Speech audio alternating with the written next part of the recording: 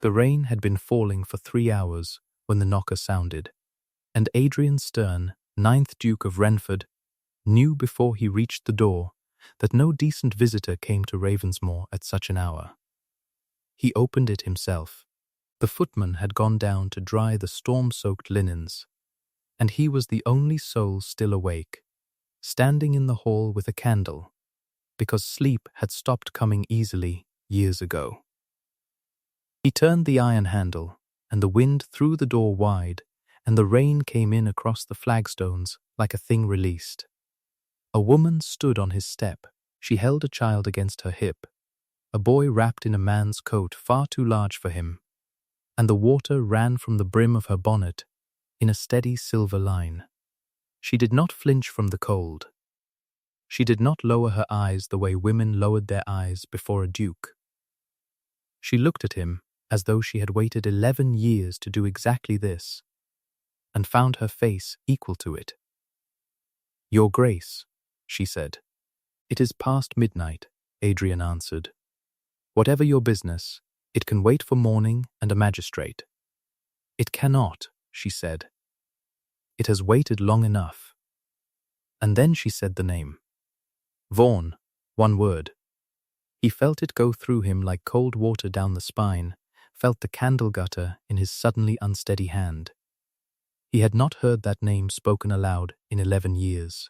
He had paid a great deal of money to ensure no one ever would again, had watched it struck from a parish register with his own eyes, had told himself it was buried as deep as the man it belonged to. And here it was, in the mouth of a stranger, with a child looking out from the folds of a dead man's coat. The woman watched what the name did to his face, and then, this was the part he would remember for the rest of his life, she smiled. "May we come in?" she said. It was not a question.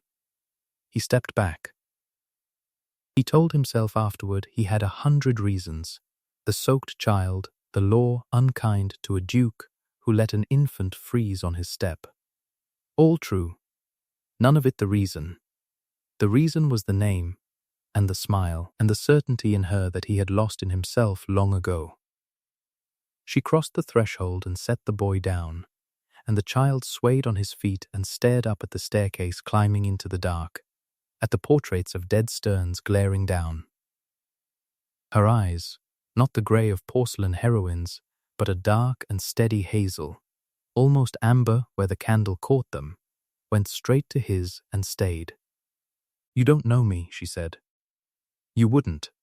I was nothing the last time you saw me. You handed me £40 in a coaching inn at Doncaster and told me that if I ever spoke the name again, you would see me in a debtor's cell with the child taken from my arms.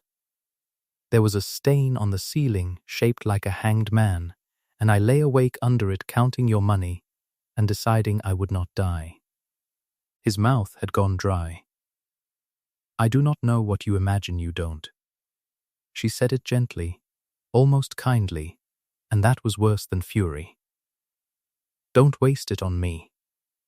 I have come a very long way, and I am very tired, and I have no patience left for a man pretending he cannot remember the worst thing he ever did." The boy had wandered to the foot of the stairs. He put his small hand on the carved newel post, the snarling lion the first Duke of Renford had commissioned 200 years before, and looked back at Adrian with an expression that stopped the breath in his throat. It was Sebastian's expression, the precise tilt of the chin, the line of the brow Adrian had spent 11 years failing to forget. His brother's face, in the hall of the house that should have been his brother's and was instead his own. "Who is the boy?" Adrian said. It came out a whisper. When she spoke again, the smile was gone, replaced by something that frightened him far more than hatred, patience, a woman with all the time in the world and the only card that mattered. "His name is Thomas," she said, "and I think you already know whose son he is." She said nothing more that night. He gave them rooms in the East Wing and sent up the housekeeper, Mrs. Pell, who took one look at the woman's face by candlelight and went grey as ash. Mrs. Pell had been at Ravensmoor 30 years. Mrs. Pell, Adrian understood with a sick lurch, recognized her too. He did not sleep. He stood at his study window with a brandy he did not drink, and thought about the name, and the inn at Doncaster, and the thing he had done at 24. He had told himself for 11 years it was mercy, that a marriage no one acknowledged was no marriage, that a widowed woman of no family was better served by £40 and a clean disappearance than a doomed claim against the most powerful family in the North Riding. He had told himself his mother was right. He had been very good at telling himself things. In the morning he sent for her, and she came down in a gown turned and mended more than once. The boy scrubbed and fed beside her, and she sat at his table as though she had every right to it, which, the thought he could not stop, she did. "You'll want to know why I've come," she said, buttering the boy's bread. "I find," said Adrian, "that I want to know a great many things. Then, we are alike in that, at last." She lifted her eyes. "First I'll tell you what you bought at the Saracen's Head for £40. You thought you were buying my silence. Silence I'd have given you for nothing in those days. I was too frightened to do otherwise. What you bought was 11 years of my believing you were exactly the man you pretended to be. A cold one. A small one, the kind who does his mother's cruelty for her and calls it sense." She set down the knife. "I came prepared to hate that man. And then he opened his own front door at midnight, with no servant to do it for him, and looked at my son's face and went white as bone. And I thought, perhaps it is more complicated than £40. It was the cruelest kind thing said to him in years.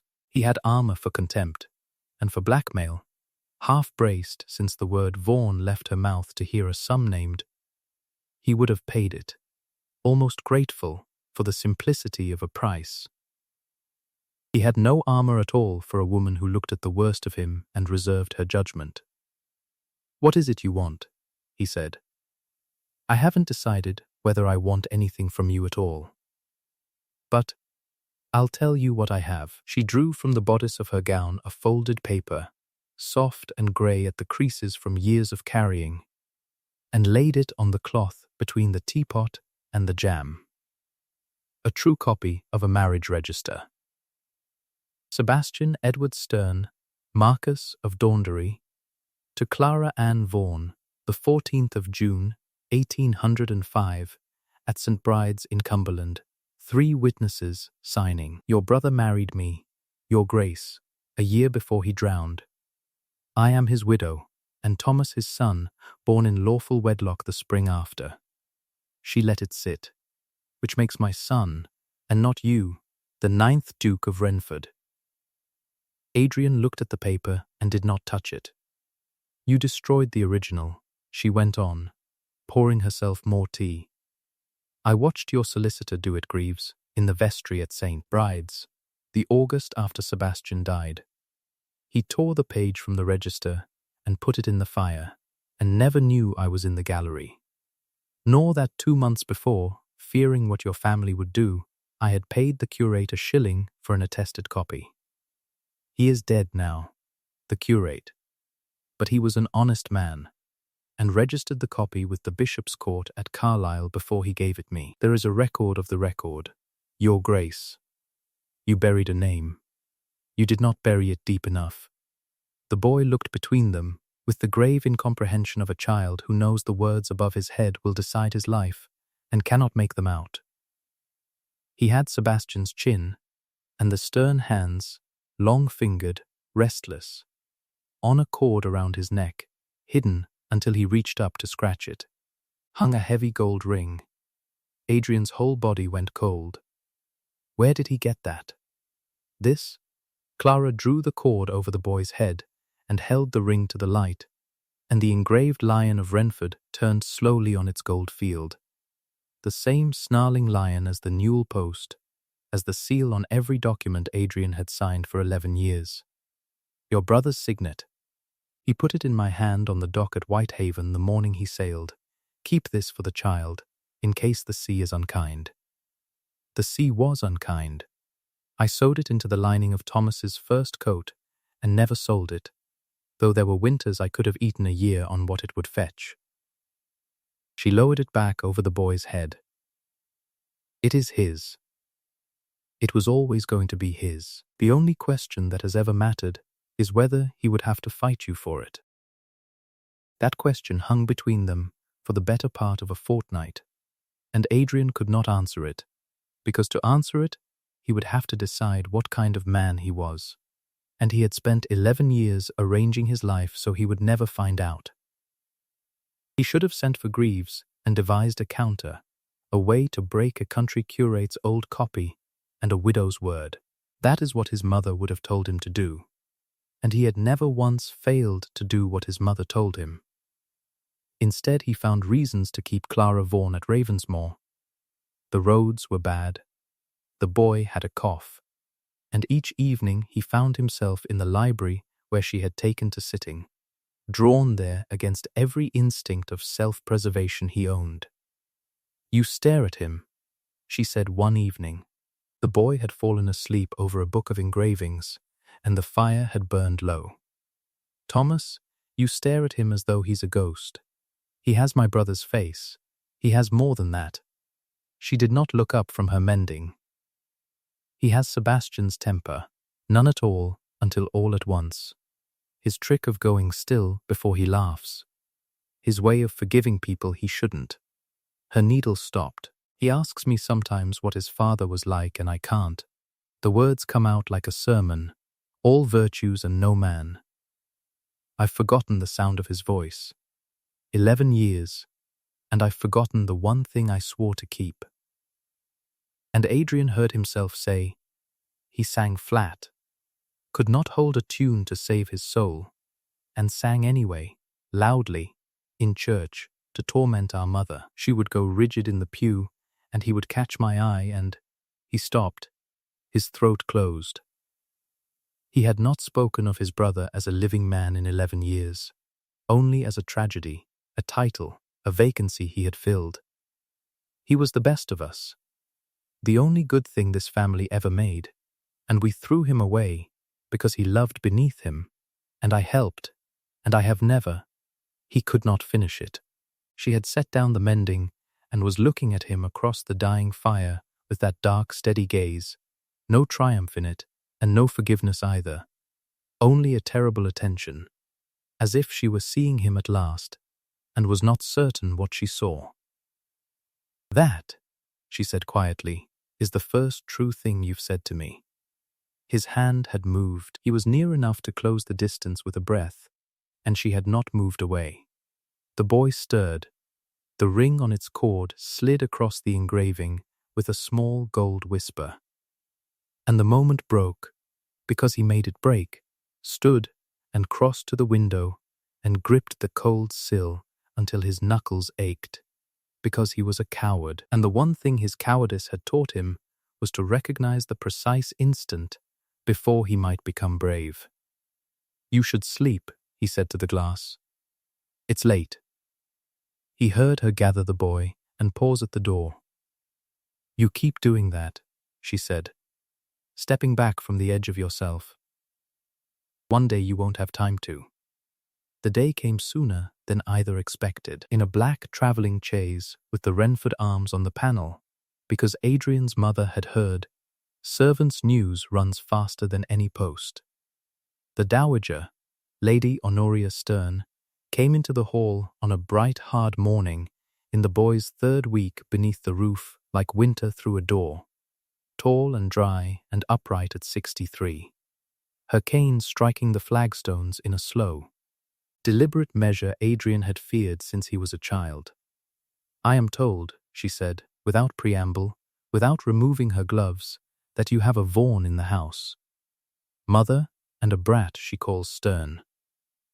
Her pale eyes, he had her eyes, that was the cruelty of it, swept the hall and found Clara at the turn of the stairs with the boy's hand in hers. Adrian watched her see the child's face, the chin, the brow, her dead son looking out of a living boy, and watched her not flinch, and had never in his life admired and hated her so much at once. "So," she said, "it lived." "His name is Thomas," said Clara. "I did not ask its name." The dowager turned back to her son. "I dealt with this once. I will not have it undone by your sentiment. 11 years ago your brother contracted a degrading clandestine marriage to a creature with no name, no fortune, and no shame, then had the consideration to drown before he could install her at this table. I corrected the error. The marriage was expunged, the woman paid, the line passed cleanly to you, where it belongs." She set both hands on her cane. "I will not allow a Cumberland milkmaid and her by blow to call my grandson a bastard, and my surviving son a thief. Whatever she has shown you is forged or stolen, and either way it will burn as cleanly as the first." "It is neither," said Clara, coming down the stairs, the boy with her, grave and frightened and game. "And I am not a milkmaid. My father was a clergyman, madam, which is more than your money can say of its own origins 3 generations back." The cane lifted an inch and struck the floor. "You insolent, I think," Clara said, "that you should be very careful how you speak to me. I have spent 11 years being afraid of your son, and I have used up all my fear, and there is none left over for you." It was magnificent. Adrian's heart turned over. But he saw what Clara could not, his mother's anger smoothing into something colder, the way she stopped fighting the instant she understood she could not win the room by force. She lost only battles she intended to lose, and Adrian, who had watched her do it all his life, felt the floor drop away beneath the mourning. "How interesting," his mother said, "almost pleasant now, that you brought the proof of your claim into the house of the man it would ruin." She smiled. The family smile, the one that meant nothing kind. Adrian, a word. Now, in the study his mother did not sit. "You will give me the paper," she said, "and the ring. By tonight. You will put that woman in a chaise back to Cumberland with money enough that she stays there, and make certain the curate's copy and the bishop's record go the way of the original. You have men who do such things. Your father had them, and they did not retire. She studied him. Or, this is your temptation, you always were the weak one, you will let her take it to law, and become the man who held a dukedom he knew was not his for 11 years. They will not merely strip the title, Adrian, they will gale you, and me beside you. Is that what you want, to hang us both for a milkmaid's bastard?" "He is your grandson," Adrian said. "He is a mistake my elder son made, and my younger son was meant to bury." Her voice did not rise. "I did the hard thing once so that you would never have to. I will not watch you undo it out of guilt and a pretty face. Choose. You have until nightfall. The paper. Or the family." She left him with it. He stood in the study a long time. Then he climbed to the disused west wing rooms, where his brother's things had been put away after the drowning, and sat among the dust-sheeted furniture in the failing light, and opened a trunk, and found beneath the riding boots a child's wooden soldier, painted in the colors of a regiment Sebastian had never lived to join, and held it in his 2 hands, and wept as he had not let himself weep at the funeral, where his mother had been watching. That was where Clara found him. She did not ask why. She looked at the soldier in his hands, and understood, the way she understood everything, and sat down beside him in the dark. "She wants me to destroy it," he said. "The copy, the record at Carlisle, send you away and bury it again. And the worst of it, Clara, is that I can. By spring it would be as though you had never come, Thomas a curiosity in a Cumberland churchyard, and I Duke of Renford until I died, and no one living would ever know." "I know," she said. "Why are you telling me, instead of doing it?" "Because I want you to know what I'm choosing against." He turned the soldier over. I spent 11 years being the man my mother made. I did the thing at Doncaster because she told me a clean cruelty was kinder than a slow ruin, and I believed her. Because believing her meant I kept everything and paid nothing. I am not going to do it again. He looked at her. Tomorrow, I am taking the boy to the bishop's court at Carlisle. I am going to swear to the marriage myself.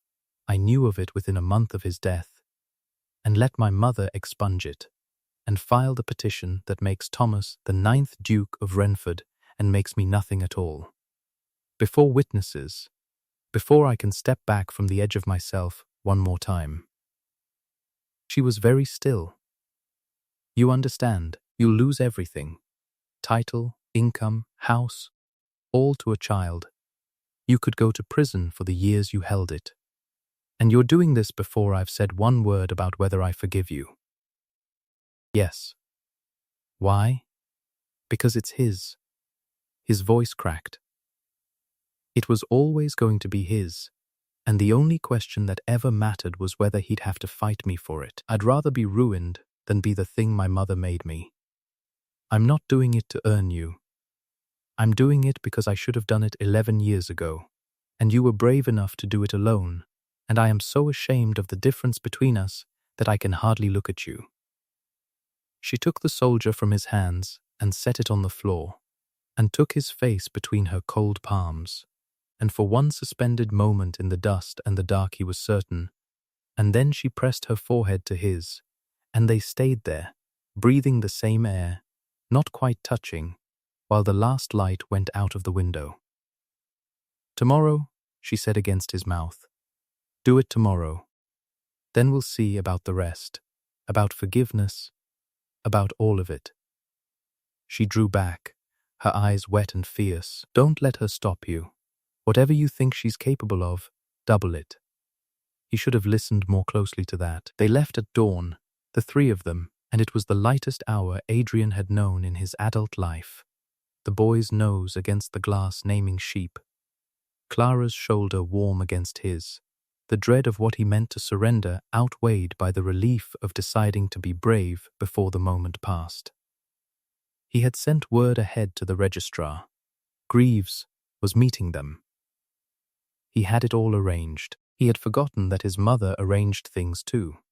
The summons was waiting at the coaching inn, served by a tipstaff into Clara's own hands before they had ordered dinner, an information laid before the magistrates that Clara Vaughan, spinster, of no fixed abode, had unlawfully taken and detained a child, Thomas, natural son of the late Marquess of Dondry, from the guardianship of his nearest kin, the Dowager Duchess of Renford, and further that she held a forged instrument purporting to be a record of marriage, the uttering of which was a felony. The boy was to be delivered to the Dowager pending the hearing. Clara was to be held. It was beautifully done. Adrian felt his mother's hand in every line. She had not tried to stop him reaching Carlisle. She had made certain that when he arrived, Clara would be a felon and a kidnapper. The certificate evidence of her crime, rather than proof of Thomas's birth. And the boy in the Dowager's keeping by nightfall, where an inconvenient ring might quietly vanish, where a child might be sent abroad and lost as thoroughly as a torn page in a fire. They're taking him, Clara said, the boy's hand crushed in hers, her voice stripped of all its hard-won steadiness. Adrian, they'll send him away and I'll never. The constable was already in the doorway. I carried him 11 years. You will not. But her arms were not strong enough to hold against the law, and the boy was crying, reaching, and the worst sound Adrian had ever heard was Thomas calling for his mother as a stranger lifted him toward the door. Stop, said Adrian. He did not shout it. He said it in his mother's own voice, the cold, flat, ducal voice he had spent his life hating and, it turned out, learned perfectly. The constable halted. You hold a summons sworn by the Dowager Duchess of Renford, Adrian said, naming that child the natural son of my late brother. I am the Duke of Renford, and I am here this morning to swear, before witnesses, that the boy is not natural but legitimate, that I have known of my brother's lawful marriage these 11 years, and concealed it, and come now to set it right. The instrument is no forgery, I will attest its truth myself. Which means you are not holding a kidnapper, Constable, you are holding the mother of the 9th Duke of Renford. And the child in your arms outranks every soul in this room, myself included. He let it land. Put him down. Gently, the boy was set down. He ran to Clara, and she folded over him. It was not over. A sworn information could not be waved away by a duke's word in a coaching inn. But it stopped the morning, and got them to the bishop's court, where the registrar pulled the Carlisle record from its shelf, the thing his mother had not believed existed, because she had burned what she could see. Adrian swore his oath, and every word cost him the title he had worn since he was 24, and he had never spent anything so freely. But his mother had one move left, and she made it 3 days later, in the worst possible place, the only kind of place she ever chose.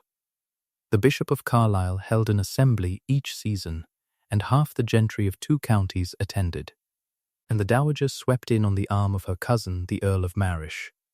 Adrian understood her plan the moment he saw her face. If she could not keep the title from the boy, she would poison his possession of it, name Clara a fortune huntress, and the child a clever fraud before the most public room in Cumberland, so that even if the law found for them, society never would. She began at once, loudly, to a widening circle. And I am told we are to congratulate my son on his sudden discovery of a conscience. How fortunate for the adventuress. 11 years she stayed silent, and the very week my back is turned, the very week, said Clara, stepping into the circle, that I learned you had finally found out my son was alive, madam, and meant to take him. The room turned. This was the thing Clara understood that the dowager had not. She was not afraid of a public room. She had been afraid of poverty, of losing the boy, of a duke's threat, never once of being looked at. I'll tell you all a story, Clara said, to the room, not to the dowager, her clear voice carrying to the corners. 12 years ago a marquis fell in love with a clergyman's daughter and married her in a country church because he was a good man and would not ruin her. A year later, he drowned. His mother decided the marriage was beneath the family and had it struck from the register, and sent his brother to buy the widow's silence with £40 in a coaching inn. She let the murmur crest. I was the widow. This is my son. He is the 9th Duke of Renford, by every law of God and England, and his grandmother has just told you I forged the proof. So let us settle it simply. She turned to Adrian, not asking rescue, telling him his part, and held out her hand, and he placed in it the thing he had carried for 3 days against this moment. His father's signet, the seal of Renford, struck from the same die as the lion on every door of Ravensmore, and the head of every letter the dowager has ever sealed. She held it up. The gold lion caught the light of 100 candles. Sebastian Stern put it in my hand on a dock at Whitehaven and told me to keep it for the child. I kept it 11 years through every winter that would have been warmer if I'd sold it. Madam, you call me a forger and a thief. Here is the one thing in England that cannot be forged. Tell this room your son never owned it. Tell them it isn't his hand it was made to fit. And the Dowager Duchess of Renford, for the first time in Adrian's life, had nothing to say. It was the Earl of Marish who broke it. Old, blunt, half-deaf, peering at the ring through his glass. That's the Renford seal right enough. Knew Sebastian as a boy. That's his, or I'm a Dutchman. And he bowed stiffly to the bewildered child at Clara's side, the first man in the world to do it. Your Grace. The word went round the room like fire in dry grass. Your Grace. To the boy, and the dowager stood in the center of it, upright, dry, defeated not by law, but by 100 witnesses, watching an earl bow to her grandson. And she understood. Adrian saw her understand that there was no version of this evening she left as anything but the woman who had tried to rob a child of his name and failed in public. She left without another word. She had always known when she had lost the room. Adrian found Clara on the terrace afterward, in the cold, clean air, with the boy asleep at last on a bench, wrapped in Adrian's own coat. She was looking at the ring in her open palm. "You didn't need me," he said, "in there. You did the whole of it yourself. I only carried the ring. You gave up a dukedom 3 days ago to stop a constable taking my son," she said. "I think you've done your share." She closed her hand. "I spent 11 years deciding what I'd say to you if I ever stood in front of you again. The speeches were all about £40. She looked up. "I don't want to make them anymore. I'm tired of carrying the worst thing you ever did. I'd rather see what you do next." "What I do next," said Adrian, "is whatever you'll let me. I have no title now. By Michaelmas I'll have no house. It's the boys, all of it, and rightly. I can offer you nothing but a ruined man's name, and even that I held on a lie until last week." He took a breath. It was braver than the oath, because the oath could not be refused, and this could. "Marry me anyway. Not for the boy, he is yours, and his fortune his own. For me, I would rather be poor and yours than a duke, and what I was." She was quiet so long he thought he had lost it. Then she stepped into him and put her free hand against his cold cheek and kissed him, and finally, after a fortnight of stepping back from the edge of himself, he did not step back, and he felt 11 years of the man his mother made him fall away into the dark off the terrace. And what was left, when she drew away, was only a man holding a woman in the cold, with a sleeping child and a gold ring between them. "That," she murmured, "took you long enough." A year later, on a bright June morning, the same terrace looked out over a garden Clara had ordered replanted, and Thomas had helped to dig, getting more soil on himself than into the beds. The boy was Duke of Renford in law now, his name written into the registry at Carlisle in an ink that would not be burned. He was also 11, and far more interested in the frog he had found by the new pond than in the 700 years of stern dukes glaring down from the gallery walls, which Clara counted the great triumph of her mothering. Adrian, plain Mr. Stern now, guardian to a duke and husband to a clergyman's daughter, sat with his wife on the bench where he had once asked her to ruin herself with him, and watched the boy show the frog to Mrs. Pell. The dowager had retired to a small dim house in Bath, where she received few callers and was received by fewer, the story of the assembly having travelled faster than any post. She wrote once, asking to see her grandson. Thomas had said he supposed so, if his mother came too, because he was not sure his grandmother had stopped being a dragon. They had not yet gone. There was no hurry, Clara said. The dragon had used up her fire, and a boy had only one childhood. The signet ring sat now where it had always belonged. Too large still for the boy's hand, it hung on its cord at his neck, and he had a habit, when thinking, of turning it in his fingers exactly as his father once had, a gesture Adrian had told him of, one of the small, living true things he had begun at last to give the boy in place of sermons. Your father sang flat, and turned his ring when he thought, and forgave people he shouldn't. And you have all three of him in you, and I knew him, and I will tell you everything I remember for as long as you want to hear it. He'll lose that ring in the pond if he keeps leaning over it, Adrian said. He won't, said Clara, leaning into the warmth of him. He's carried it carefully his whole life. He gets that from his mother. She watched her son tip back his head and laugh at something Mrs. Pell had said. the still moment before it, and then all at once, his father's laugh in a living boy. In the garden of the house that was his by right, and his by law, and finally, his by daylight. We got there, she said softly. It took 11 years and a 40-pound debt, and a man learning to be brave on the very last morning he could.